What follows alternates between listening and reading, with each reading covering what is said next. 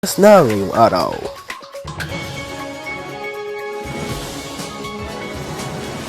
Kyle Montaño nagsasabi na sa issues sa Tagalog Tanghalian Time dahil daw sa harassment. Narito na ang report. Kyle Montaño may sasabihin na sa kanilang TGTV show na Tagalog Tanghalian Time dahil mababa daw ang ratings ng show. Yan, bumaba na ratings. Ay,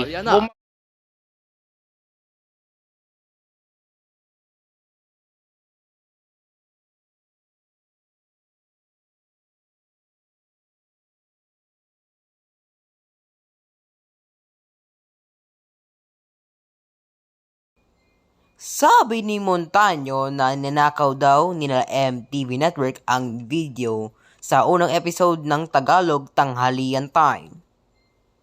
Ito pa ang mga sinabi ni Kyle Montaño na masasama. ito sa akin. Ay, nag-uuna pa rin. OMTV 99.9% na una. Tagalog TV ay second, 2 place. Ay nanalo, ay mataas pa rin na ratings. Ay third place ang KBC ay mataas pa rin pero manaba. Pero okay lang, Mark Badicos, congratulations. Pero wag kang mag-alala. Sa mga nais mo kayo, second, fourth place, Alojado TV ay 0%. Ay, bubaba na ratings. At pagkatapos, yung CRCN ay 0% din. Bubaba ang ratings. At saka yung Awesome Corporation, 0% ang pangingit nyong paggawa.